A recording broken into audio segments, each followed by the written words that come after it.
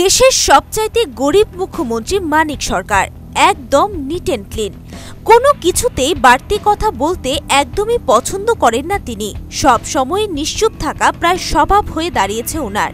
আইপিএফটির rail ও রাস্তা রুখো আন্দোলন কর্মসূচিতেও একই অবস্থানে রয়েছেন তিনি। ৬ দিন যাবৎ জাতীয় সড়ক ও রেল লাইন বন্ধ, জনদুর্ভোগ চরমে।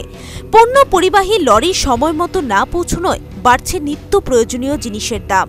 একাংশ অসাধু ব্যবসায়ীরা বাজারে কৃত্রিম সংকট তৈরি করে লুটছে সাধারণ মানুষদের, কিন্তু তারপরেও নিশ্চুপ মিস্টার ক্লিন।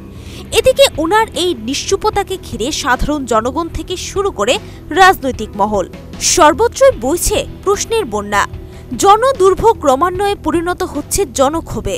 শনিবার প্রদেশ কংগ্রেস নেতারাও মুখ্যমন্ত্রীর এই নীরবতা নিয়ে চরম ক্ষোভ প্রকাশ করেছেন।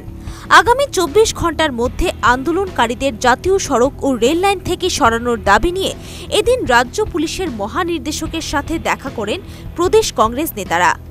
পরে সাংবাদিকদের মুখোমুখি হয়ে প্রদেশ যুব কংগ্রেসের সভাপতি সুশান্ত চক্রবর্তী মুখ্যমন্ত্রীর নীরব ভূমিকা নিয়ে চরম ক্ষোভ প্রকাশ করেন। মুখ্যমন্ত্রী নীরব ভূমিকা, অন্ধ ধৃতরাষ্ট্রের মতন বসে আছে।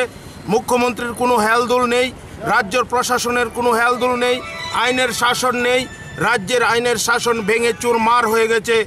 আজকে এই রাজ্যে কমিউনিস্ট শাসন, এই রাজ্যের অবস্থা করুণ হয়ে গেছে। তাই আমরা ত্রিপুরা প্রদেশ কংগ্রেসের পক্ষ থেকে তীব্র নিন্দা এবং ধিক্কার জানাই। শুধুমাত্র প্রদেশ কংগ্রেসই না, মিস্টার ক্লিনের এই নীরবতা হতাশার জন্ম দিচ্ছে সাধারণ মনেও। কেননা রাজ্যের ভাগাভাগি হোক তা কাম্য নয় কারোরই, কিন্তু তারপরেও রাজ্য ভাগের মতো এ ধরনের উদ্ভট দাবি নিয়ে রাজ্যবাসীকে দুর্ভোগে ফেলে এ ধরনের আন্দোলন রাজ্য সরকার কেন প্রশ্রয় দিচ্ছে তা বুঝে উঠতে পারছেন না অনেকেই। Bureau report, news vanguard.